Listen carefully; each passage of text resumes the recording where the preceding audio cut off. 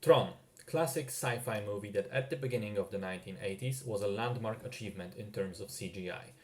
The plot is relatively simple, even if it's quite dumb. A computer hacker named Flynn gets abducted into the digital world, where he needs to help a heroic security program named TRON defeat and overthrow this evil AI that is seeking to completely dominate all software under its totalitarian rule.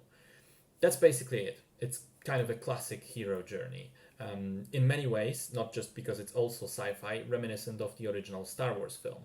Swap space for the inside of a computer, and it's fairly similar down to almost the same character archetypes.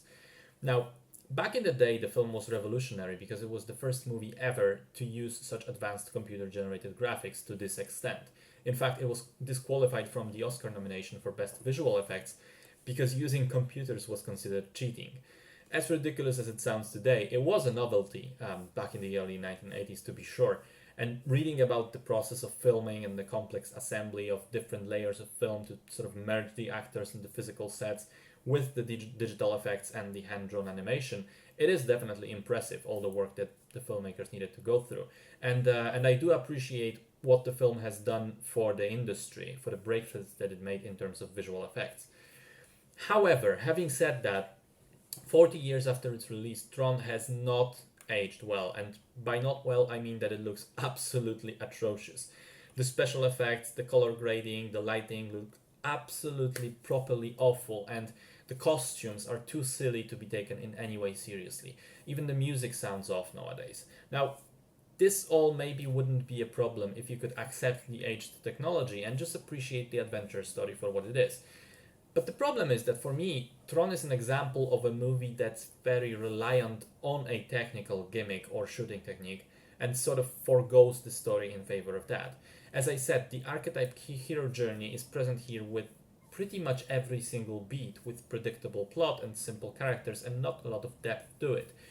This creates a problem because if the story wasn't any good in the first place, and the film instead relied on the technical aspect to carry it, and now those technical aspects have aged so much that they have the opposite effect, and instead of making it look amazing, they make the film look dreadful, then there's basically no reason at all to watch the film. And I'm afraid that's what happens here. And to top it all off, I'll go back to the Star Wars comparison. They are very similar films in essence, same character archetypes, same story template, hero journey, and a heavy sci-fi setting that is remembered for influencing a lot of future works.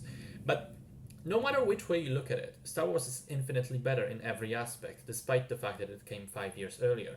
The characters are better written and performed, the story itself has more hooks in it that keep you engaged, the mechanics of the story make more logical sense, and in terms of visuals, Star Wars still looks great today because of how much practical stuff was used. If you put them side by side with Tron, there really is no comparison. One looks like a proper film, the other like a failed student project made in a garage long time ago. So, again, as much as I acknowledge the importance of Tron in terms of filmmaking history, I don't think it was ever actually a good film in the first place, and it certainly isn't something you should go back to now. Better let it rest as a memory.